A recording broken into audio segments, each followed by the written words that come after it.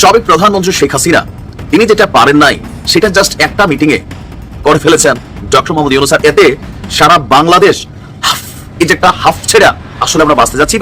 যাদের জন্য এই আয়োজন, সবাই জানে যে ভারত কূটনীতিতে অত্যন্ত ঝানু। এখন এই ঝানু প্লেয়ারদের সঙ্গে আজকে কিন্তু উল্টা খেলে দিচ্ছেন ডক্টর মোহাম্মদ ইউনূস। পাল্টা কূটনীতিক চালে ধরা সেই হলো কিন্তু ভারতীয় টিম। বলা যায় যে ভারতীয় টিম তাজ্জব বনে গেছে। সেখানে কিন্তু আর একটা চাল চলে দিল বাংলাদেশ পক্ষ। কি ডক্টর ইউনূস নরেন্দ্র মোদী বৈঠকে নজিরবিহীন ঘটনা ঘটে গেছে। কি ঘটেছে আপনি শুনে অবাক হবেন। ডক্টর ইউনূস আসলে কি, বাংলাদেশ যে এখন কি, 1971 সালের পর এই প্রথম এই চোখে চোখ রেখে নরেন্দ্র মোদীকে পাশে বসিয়ে স্ট্রেট ডক্টর ইউনূস বলে দিয়েছেন। অন্যদিকে প্রফেসর ডক্টর মোহাম্মদ ইউনূস যে সকলের চাইতে সেরা, তার একটি নজিরও আমরা সেখান থেকে দেখতে পেয়েছি। কি সেই নজিরটি? কোন দেশ ছোট কোন দেশ বড় এইটা বিচারের দিন শেষ। দেশকে চালাচ্ছে সেটাই হলো মেইন। দেখেন না, বড় দেশের প্রধানমন্ত্রী বসা থেকে দাঁড়ায় গেল, সবাই দাঁড়ায় গেল, ইউনূস স্যার এন্ট্রি নিল। মনে হইতেছে জানেন বিউগল বাজতেছে, সম্রাট আসতেছে। এই হলো খেলা, এই নাম বিশ্ব নেতা। ইতিহাস নেতা জন্ম দেয়, ইতিহাস নেতা জন্ম দেয়। নরেন্দ্র মোদীর রাজনীতির জীবনের শেষ দিন বলে উনি উল্লেখ করেছেন যে তার রাজনীতি সে এখানেই স্টপ করবে। নরেন্দ্র মোদী রাজনীতি থেকে বিদায় নিবে, ভারতের প্রধানমন্ত্রীর পদ থেকে বিদায় নিবে এবং তার দল থেকে অন্য কেউ প্রধানমন্ত্রী হবে এবং রাষ্ট্র পরিচালনা করবে। নতুন একটি তথ্য দিয়েছেন, বাংলাদেশের জন্য অত্যন্ত আশাব্যঞ্জক, বাংলাদেশের জন্য অত্যন্ত আনন্দদায়ক একটি সংবাদ। সেই সংবাদটি কি? এটা কিন্তু বাংলাদেশের জন্য অনেক বড় একটি ইতিবাচক সংবাদ। মোদির পিছনে যে লোকটা বসে আছে ইঁদুরের মতো করে, সে কোনো কূটনৈতিক না, সে একজন দোভাষী। ডক্টর ইউনূসের সাথে কথা বলতে, ইংরেজিতে কথা বলতে মোদির দোভাষী প্রয়োজন হচ্ছে। ভারতের দুর্ভাগ্য, বাংলাদেশ এমন একটা সময় এমন একজন নেতা পেয়েছে। যেভাবে খেলা শুরু করছে ডক্টর ইউনূস, তার রেশ থামানোর মতো আর কোনো মানুষ আমি দেখতেছি না, কোনো দলও দেখতেছি না। উড়া দমে। আসসালামু আলাইকুম প্রিয় দর্শক, বর্তমান সময়ের বাংলাদেশের রাজনৈতিক প্রেক্ষাপট বা রাজনৈতিক পরিস্থিতির উপর বিশ্লেষণ করে আপনাদের সামনে কিছু গুরুত্বপূর্ণ টপিকস নিয়ে হাজির হয়েছি। এমনকি আমি আশা করছি ভিডিও শুরুটা দেখেই বুঝতে পেরেছেন আজকের নিউজটি কতটা গুরুত্বপূর্ণ। তো প্রিয় দর্শক, যারা ভিডিওটি অন করেছেন তারা ভিডিওটি না টেনে সম্পূর্ণ মনোযোগ সহকারে দেখবেন, তাহলে ভিডিওর মূল রহস্য বা আসল ঘটনাগুলো জানতে বা বুঝতে পারবেন। তো প্রিয় দর্শক, আমি আর বেশি কথা বাড়াবো না, চলুন দেখে আসি আজকের সেই কাঙ্ক্ষিত ভিডিওগুলো। তবে তার আগে বলি, যারা এখনও চ্যানেলটি সাবস্ক্রাইব করেননি তারা চ্যানেলটি সাবস্ক্রাইব করে পাশে থেকে বেল আইকনটি বাজিয়ে দিবেন। আর যারা ইতিমধ্যে সাবস্ক্রাইব করে রেখেছেন তাদেরকে অসংখ্য ধন্যবাদ।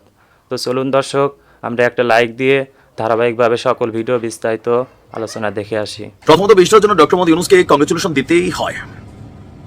সাবেক প্রধানমন্ত্রী শেখ হাসিনা তিনি যেটা পারেন নাই সেটা জাস্ট একটা মিটিং এ করে ফেলেছেন ডক্টর মোহাম্মদ ইউনূস। এতে সারা বাংলাদেশ এই যে একটা হাফ ছেড়া আসলে আমরা বাঁচতে যাচ্ছি। যাদের জন্য এই আয়োজন তারাও কিন্তু অনেকটা সুন্দরভাবে তাদের জীবনের দিকে যাচ্ছে। রোহিঙ্গা ইস্যু বাংলাদেশের সবচেয়ে বড় গলার কাটা। আপনি অনেকে এটা বুঝতেছেন না, যেটা যে আগামী 10 বছর পরে কোন লেভেলে যাওয়ার কথা। দর্শক, দীর্ঘ সময় ধরে রোহিঙ্গাদের প্রত্যাবর্তন ইস্যুতে মিয়ানমারকে কোনো রকমে রাজি করানো যাচ্ছিল না। চীনের চাপ বলেন, ভারতের গুটিবাজি বলেন, কোথাও না কোথাও বিদেশিরা টাকা পয়সা দিচ্ছে 5 টাকা 10 টাকা, কিন্তু এই যে রোহিঙ্গা জনগোষ্ঠী তারা বাংলাদেশের মধ্যে একটা নিজেদের জীবনও একরকম ভাবে চলতেছে। বাংলাদেশের অর্থনীতি, সামাজিক অবস্থান সবকিছুতে একটা চাপ হয়ে দাঁড়াইছিল।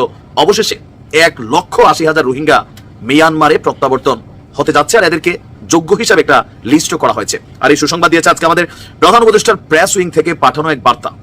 বলা হয়েছে, আজ ব্যাংককে 6ষ্ঠ বিমস্টেকের শীর্ষ সম্মেলনের ফাঁকে এক বৈঠকে মিয়ানমারের উপপ্রধানমন্ত্রী ও পররাষ্ট্রমন্ত্রী ইউ থান সোয়ে বাংলাদেশের প্রধান উপদেষ্টার উৎস প্রতিনিধি ডক্টর খলিলুর রহমানকে এই তথ্য জানান। আপনাদের খেয়াল থাকার কথা, গেল কয়েকদিন আগে এই বিমস্টেক সম্মেলনের আগেই ডক্টর মোহাম্মদ ইউনূসের সাথে মিয়ানমারের যিনি প্রধানমন্ত্রী আছেন, প্রধানমন্ত্রী না জান্তা প্রধান, তিনি তার কূটনৈতিকভাবে এটা বৈঠক করা ট্রাই করছে। এর কয়েকদিন আগে রমজানের মধ্যে জাতিসংঘের মহাসচিব তিনি বাংলাদেশ ঘুরে গেছেন, ইউরোপীয় ইউনিয়নের বেশ কয়েকটা রাষ্ট্র বাংলাদেশে ঘুরে গেছেন। আবার ডক্টর মোহাম্মদ ইউনূস যখন চীনে গেছেন, এই বিষয়গুলো কিন্তু আলোচনার মধ্যে একটা ফোকাসে ছিল যে রোহিঙ্গাদের প্রত্যাবর্তন ইস্যুটা কিভাবে করা যায় এবং তাদেরকে কিভাবে মোটিভেট করা যায় যে তারা যেন এই দেশ ছেড়ে তাদের দেশে ফিরে যায়। তো মোটামুটি কয়েকটা মিটিং, কয়েকটা বৈঠক এর আগেও আওয়ামী লীগ সরকারের সময় একটা ট্রাই করা হয়েছে। তবে ফলটা যখন আইসা পড়ছে, এটা ডক্টর ইউনূসের আমলে পড়ছে, বা কেউ কেউ বলছেন ডক্টর মোহাম্মদ ইউনূসের ফেস ভ্যালু বা আন্তর্জাতিক লেভেলে তার যে কানেকশন। যাই হোক, মোট সুখবরটা হচ্ছে মিয়ানমার কর্তৃপক্ষ বাংলাদেশকে নিশ্চিত করেছে যে বাংলাদেশে আশ্রয় নেওয়া রোহিঙ্গাদের মধ্য থেকে আপনার 8 লাখ রোহিঙ্গার একটা তালিকা তারা করেছিল। সেখান থেকে 1,80,000 রোহিঙ্গাকে মিয়ানমারের সরকার ফিরিয়ে নেওয়ার জন্য যোগ্য হিসেবে চিহ্নিত করেছেন। আর প্রক্রিয়া সম্পন্ন হলে তারা মিয়ানমারে প্রত্যাবর্তন করবে। তবে স্পিডটা আসছে ফাইনালি, যেমন ধরুন আমি বুঝাই যে এখানে শেখ হাসিনার যে ভূমিকা নাই তা না, আপনি স্বীকার করতে মনে আছে। যেমন এই যে জুলাই আগস্ট অভ্যুত্থান, এখানে কি বিএনপির ভূমিকা নাই? সবচেয়ে বড় ভূমিকা বিএনপির। জামাতের নাই? আছে। অন্যান্য রাজনৈতিক ছোটখাটো দলগুলো নিয়ে আছে, কিন্তু রেজাল্টটা নিয়ে নিল কে? ফলটাকে নিয়ে নিয়েছে জাতীয় নাগরিক পার্টির 8-10 জন পোলাপাইন। তারা কিন্তু এটা মূল কারিগর, সব জায়গায় তাদের ডিমান্ড কেন ফাইনালি টোকাটা তারা দিছে, দ্যাটস ওয়াই তারা কিন্তু এটা ফল খাচ্ছে। তো তদ্রুপ মিয়ানমারের সাথে রোহিঙ্গা প্রত্যাবর্তন ইস্যু সরকার অনেকদিন থেকে চাপটাপ দিছে, আওয়ামী লীগ সরকারও কাজ করে গেছে, বাট ফলটা ডক্টর মোহাম্মদ ইউনূসের হাতে এসে পড়ছে। ইভেন তিনি আসার পরে তার একটা ফেস ভ্যালু আলাদা আছে, সেখান থেকে হয়তো কিছুটা পজিটিভ নেগেটিভ তৈরি হয়েছে। যাই হোক, সবাই জানে যে ভারত কূটনীতিতে অত্যন্ত ঝানু। এখন এই ঝানু প্লেয়ারদের সঙ্গে আজকে কিন্তু উল্টা খেলে দিচ্ছেন ডক্টর মোহাম্মদ ইউনূস। ভিডিওর শুরুটা দেখেন, ভারতের প্রধানমন্ত্রী সহ সবাই বসে আছেন। ডক্টর মোহাম্মদ ইউনূস যখন ঢুকছেন এক এক করে কিন্তু সব দাঁড়ায় গেলেন, লাস্টে নরেন্দ্র মোদীও উঠে দাঁড়ালেন। এটা তো গেল। এই ভিডিওতে প্রমাণ করে যে ভারত উল্টা অত্যন্ত আকাঙ্ক্ষিত ছিল এরকম একটি বৈঠকের জন্য। আগে মনে করা হচ্ছিল যে মানে বাংলাদেশ মনে একদম মুখায় আছে, সাইড লাইনে বৈঠকের জন্য চিঠি দিল, মানে এত কেন নম। কিন্তু এই ভিডিওর চিত্র কিন্তু প্রমাণ করলো যে না, পাল্টা কূটনৈতিক চালে ধরাশায়ী হলো কিন্তু ভারতীয় টিম, যে সবাইকে বসায় রাখলো। মানে ইউনূসের পক্ষ থেকে যারা কূটনীতিক এই আলোচনাগুলোর জন্য আয়োজন করছিল তারা বসায় রাখলেন, বা ভারতের যারা আয়োজক তারা বসে থাকলেন নির্দিষ্ট সময়ে, তারা বসে থাকলেন নির্দিষ্ট সময় একটু পরে হয়তো ডক্টর মোহাম্মদ ইউনূস এমন ভাবে প্রবেশ করলেন যে মনে হচ্ছিল যেন তারা মোদির জন্য খুবই আকাঙ্ক্ষিত বা প্রতীক্ষিত, এবং সেরকম একটা ভিডিও আমরা দেখলাম। গেল এটা। তারপরে দেখেন, সম্পর্ক বিনির্মাণের ক্ষেত্রে, ঘনিষ্ঠ করার ক্ষেত্রে কিছু স্মৃতি, কিছু চিহ্ন, কিছু উপহার, সেগুলি অনেক বড় ফ্যাক্টর হিসেবে কাজ করে। ডক্টর মোহাম্মদ ইউনূস কিন্তু সেই কাজটি করলেন। তিনি এমন একটি ছবি উপহার দিলেন নরেন্দ্র মোদীকে, বলা যায় যে ভারতীয় টিম তাজ্জব বনে গেছে। তারা ভাবতেই পারেনি যে এইরকম যেখানে টানাপোড়ন, সেখানে যেখানে বৈঠক হওয়াটাই মুশকিল, বৈঠক হবে কি হবে না শেষ মুহূর্ত পর্যন্ত যেখানে অনিশ্চয়তা, সেখানে কিন্তু আরেকটা চাল চেলে দিল বাংলাদেশ পক্ষ। কি? 2015 সালের 3রা জানুয়ারি ভারতের মুম্বাইয়ে অনুষ্ঠিত হয়েছিল 102তম ভারতীয় বিজ্ঞান কংগ্রেস। সেই কংগ্রেস থেকে ডক্টর মোহাম্মদ ইউনূসকে স্বর্ণ পদক দেওয়া হয়, আর সেই স্বর্ণ পদকটা ডক্টর ইউনূসের হাতে তুলে দিয়েছিলেন নরেন্দ্র মোদী। সেই ছবি 2015 সালের 3রা জানুয়ারি, আর এখন 2025। তো আজকের থেকে 10 বছরের পুরনো ছবি, সেটা বাধাই করে নিয়ে ইউনূস হাজির হয়েছেন। ভারতীয়রা তো কল্পনাও করতে পারেনি এমন একটা ছবি দিয়ে ডক্টর ইউনূস স্মরণ করে দিলেন যে দাদা তুমি অথবা ভাই তুমি যাই বলেন না কেন, আমাকে 10 বছর আগে কিন্তু এরকম একটা ছবি তুমি আমাকে দিছিলা, দেখো আমি এটা সত্য করে নিয়ে আসছি, ফলে তুমি আমার শত্রু না। আমরা বন্ধুত্ব চাই সব দেশের সাথে, ভারতের সাথেও, কিন্তু সমমর্যাদার ভিত্তিতে। বন্ধুত্বের যে নিদর্শন শেখ হাসিনা রেখে গেছে, এটা বিশ্বে বিরল, এরকম হয় না।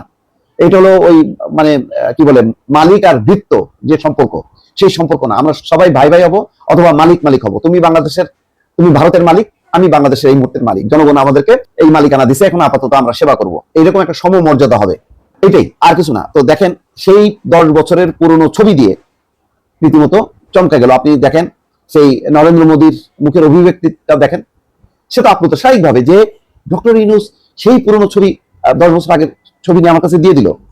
এটাও দেখেন, মানে অত সুদূর প্রসারী চিন্তা।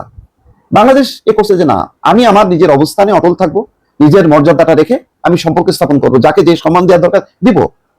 তো সেই কারণে ওই ছবিটা বহন করে নিয়ে আসছে ঢাকা থেকে ব্যাংককে, এবং জায়গা মতন সময় মতন কিন্তু দিয়ে দিল। ভারত কিন্তু দিতে পারলো না। তারপর দেখেন, যেটা বলার দরকার সেটা ঠিকই বলে আসছে। কি বলছে? শেখ হাসিনাকে ফেরত দাও, গণহত্যার আসামি, তার বিচার করবো আমরা। কি বলছে? তিস্তার পানি বন্টন চুক্তি করো, যেটা শেখ হাসিনা ভুলে গেছিল, মানে ভুলেও তোলার সাহস ছিল না, সেটা তুললো। আর একটা কি তুললো জানেন? যেটা উচ্চারণ করতে পারতো না বাংলাদেশ। শেখ হাসিনা তো নাই, তার কোনো কর্তৃপক্ষ মাঝে মধ্যে মিনমিন করে কথা বলতো যে বিষয়টা নিয়ে, কি সীমান্ত হত্যা বন্ধ করো। তাহলে এই দেখেন, মানে তার শুরুটা, বৈঠকে ঢোকার মানে জাস্ট স্টার্টিংটা দেখেন কত গ্লোরিয়াস, যে ডক্টর মোহাম্মদ ইউনূস ঢুকতেছে, ভারতীয় পুরো টিম উঠে দাঁড়ালো। দ্বিতীয় ছবিটা দিয়ে প্রমাণ করলো যে দেখো, আমি কিন্তু বন্ধুত্বের মর্যাদা দেই, আমি সম্মানের মর্যাদা দেই। তুমি আমাকে সম্মান করছিলা, আমি আজকে সেই সম্মানের স্মৃতিটা নিয়ে আসছি। সুতরাং তুমি আমার সাথে সম্পর্ক করবে না কেন? তুমি শেখ হাসিনা ছাড়া চিনবা না, এটা হবে কেন? বাংলাদেশকে চিনতে হবে, ডক্টর মোহাম্মদ ইউনূসকে চিনতে হবে। তো বিষয়টা খুব ইন্টারেস্টিং। একটু চিন্তা করে দেখেন, একটু ভিজুয়ালাইজ করেন যে কিভাবে ঘটনাটা ঘটলো। তো এটাই, আর তো কিছু না। ভারত আমাদেরকে এমন ভাষায় দেবে না, এমন কোনো তার অর্থনৈতিক শক্তি আছে না। ভালো সম্পর্ক থাকবে, কিছু নিত্যপণ্য থাকবে, সুসম্পর্ক থাকবে, সীমান্ত হত্যা বন্ধ থাকবে, দুই অঞ্চলের সাম্প্রদায়িক পরিস্থিতি চমৎকার থাকবে। তুমি তোমার সংখ্যালঘুদেরকে প্রোটেকশন দাও, বাংলাদেশের সংখ্যালঘুদেরকে প্রোটেকশন দেবে। দুই দেশের যদি সাম্প্রদায়িক সম্প্রীতি থাকে, হিন্দু মুসলিম দাঙ্গা কোথাও হবে না, কেউ করতে পারবে না। তো এরকমই একটা বিষয় আজকে কিন্তু শেষ পর্যন্ত দেখা গেল সাইড লাইনের এই বৈঠকেও বাজিমাত করে দিচ্ছে কিন্তু শেষ পর্যন্ত ডক্টর মোহাম্মদ ইউনূস। এবং আলোচনায় দেখেন কোন পয়েন্ট, যে পয়েন্ট কখনো শেখ হাসিনা সাহস করেনি, চিন্তা করতে পারেনি, সেই বিষয়টা তুলে ধরলো। সামগ্রিক আয়োজন বৈঠকে বাজিমাত করে দিয়ে শেষ করলো। এবং শেষ বেলায় কি হলো, বিমস্টেকের সভাপতিকে বাংলাদেশ, তার প্রতিনিধিকে ডক্টর মোহাম্মদ ইউনূস। কে হারলো, কে জিতলো, আপনারা বিশ্লেষণ করবেন। মোদির পিছনে যে লোকটা বসে আছে ইঁদুরের মতো করে, সে কোনো কূটনৈতিক না, সে একজন দোভাষী। ডক্টর ইউনূসের সাথে কথা বলতে, ইংরেজিতে কথা বলতে মোদির দোভাষী প্রয়োজন হচ্ছে। ভারতের দুর্ভাগ্য, বাংলাদেশ এমন একটা সময় এমন একজন নেতা পেয়েছে যেই সময় ভারতের নেতা তার আশেপাশেও অতটুকু না, 100 ভাগের 1 ভাগ যোগ্যতাও রাখে না। রিপাবলিক বাংলায় একবারে বুক ভরে বলেছিলাম যে ডক্টর ইউনূস যেই মানের বিশ্ব নেতা, সেই মানে পৌঁছাতে মোদিকে 100 বার জন্ম নিতে হবে। তখন রিপাবলিক বাংলার ময়ূখের মুখটা ফিউজ হয়ে গিয়েছিল। শুধু রিপাবলিক বাংলা না, আজকে মোদি এবং ডক্টর ইউনূসের মিটিং হলো, ভারতের গণমাধ্যমগুলো মুখে কুলুপ দিয়ে রাখছে, কিছু বলতে পারছে না। আসলে কি আলোচনা হয়েছে আজকে যে বিষয়গুলো আলোচনা হয়েছে, সীমান্তে নাগরিক হত্যা নিয়ে আলোচনা হয়েছে। ভারতের গণমাধ্যম কি লিখবে, বছরের পরে বছর বাংলাদেশের নাগরিকদের কিভাবে হত্যা করা হয়েছে, এই কথাটি ভারতের গণমাধ্যমগুলো কি লিখতে পারবে? আমি জিজ্ঞাসা করছি। নিরীহ মানুষকে হত্যা করেছে, 27 জন শিশু বিএসএফ হত্যা করেছে এই আমাদের সীমান্তে। একজন শিশু, সেও কি বিএসএফকে প্রতিহত করতে গিয়েছিল, যে কারণে তাকে হত্যা করতে হলো? বিএসএফের কাছে জিজ্ঞাসা, নরেন্দ্র মোদীর কাছে জিজ্ঞাসা। এই তথ্যগুলো আমরা বারবার প্রধান উপদেষ্টাকে দিচ্ছিলাম, মেইল করছিলাম, জানাচ্ছিলাম। আমাদের যখন মিটিং হচ্ছিল তখন পরিসংখ্যানগুলো তুলে ধরেছিলাম যে আমাদের গত 16 বছরে 1000-এর উপর বাংলাদেশি নাগরিক হত্যা হয়েছে, যার ডকুমেন্ট হয়েছে মাত্র 600-র মতো, বাকিগুলো আনডকুমেন্টেড। এবং বেশিরভাগ মৃত্যুর ক্ষেত্রে জানাজা নামাজও পড়া হয়নি। তড়িঘড়ি করে শেখ হাসিনার সময়ে পুলিশ আমাদের এই সীমান্তে নিহত নাগরিকদেরকে মাটি চাপা দিত, জানাজা নামাজ পড়তে দিত না, উল্টো নিহতদেরকে চোরা কারবারি বলার চেষ্টা করত। গতকাল বিএসএফ ভুল করে একজন ভারতীয় নাগরিককে গুলি করে হত্যা করেছে। কেমন লাগে? এভাবেই নিয়মিত বাংলাদেশের নাগরিকদেরকে তোমরা হত্যা করছো। নিজের দেশের মানুষ নিজেরাই মারলা। একবার বিবেচনা করো, সীমান্তে অপরাধ সংগঠিত হয় সারা বিশ্বেই। ভারতীয়রা অপরাধ করে, বাংলাদেশিরা অপরাধ করে। প্রত্যেকটা অপরাধের জন্য নির্দিষ্ট শাস্তি আছে, আইন আছে, আন্তর্জাতিক নিয়ম আছে। সেই নিয়ম অনুযায়ী বাংলাদেশের কেউ যদি কোনো ভুল করে, তার বিরুদ্ধে ব্যবস্থা নেওয়া হবে, ব্যবস্থা নেবে। কিন্তু এভাবে সীমান্তে পাখির মতো মানুষকে গুলি করে হত্যা কোনোভাবেই প্রশ্রয় দেওয়া যায় না। এছাড়া আলোচিত হয়েছে গঙ্গা পানি চুক্তির মেয়াদ শেষ হয়ে গেছে, সেই বিষয়ে আলোচনা হয়েছে, তিস্তা পানি চুক্তির বিষয়ে। আজকে একটা কথা ভারতীয়দেরকে জিজ্ঞাসা করি, এই যে নদীগুলোর উপরে তোমরা বাদ দিয়ে পানিগুলো আটকে দিয়েছো, নিচু দেশের দিকে পানি প্রবাহিত হবে, খুবই স্বাভাবিক।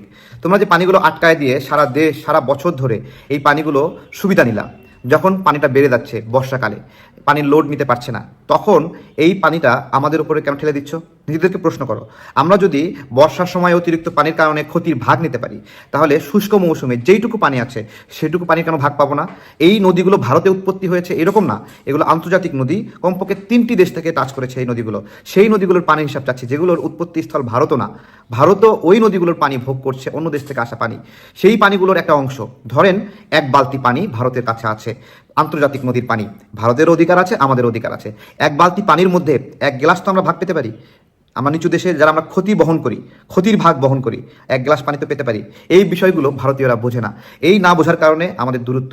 ভারতের নাগরিক, ভারতের রাজনৈতিক ব্যক্তিবর্গ, সরকারি দল, বিরোধী দল কখনো কেউই আমাদের এই বিষয়গুলোতে সহযোগিতা করেনি, সমর্থন করেনি। আমরা বলে যাচ্ছি, যে কারণে আমরা এই প্রশ্ন তুলেছি, ভারত আমাদের বন্ধু কিনা আমাদের আরেকবার বিবেচনা করতে হবে। আমরা তো দেখি ভারতের রাজনৈতিক দলগুলোর মধ্যে সরকারি দল, বিরোধী দল সমানভাবে বাংলাদেশের বিরোধিতা করে, বাংলাদেশের অস্তিত্ব তাদের জন্য অস্বস্তির এইরকম একটা ভাব করে। আমিও আপনাদেরকে বলছি, ভারতের যে ভৌগোলিক কাঠামো সেটা যেরকম বাংলাদেশের জন্য অস্বস্তি, বাংলাদেশের ভৌগোলিক কাঠামো ভারতের জন্য অস্বস্তি। এটা আপনারা মনে রাখবেন। প্রত্যেকটা জায়গায় আপনারা যেরকম আমাদের উপর নির্ভরশীল, আমরাও আপনাদের উপর নির্ভরশীল। কিন্তু যেই নিপীড়নটা করছেন সেই নিপীড়ন আর করতে পারবেন না, কারণ আমাদের সাথে আছে বিশ্বমানের একজন নেতা। আমরা আর পেছনে ফিরে তাকাবো না, শুধুই সামনে যাব। প্রিয় দর্শক, আমি আশা করছি নিউজটি সম্পূর্ণ মনোযোগ সহকারে দেখেছেন। নিউজ সম্পর্কিত কোনো তথ্য বা মতামত থাকলে কমেন্ট বক্সে জানিয়ে যাবেন। আজকের মতন এখানে শেষ করছি, ফিরছি পরবর্তীতে কোনো নিউজ নিয়ে। এ পর্যন্ত ভালো থাকবেন, আল্লাহ হাফেজ।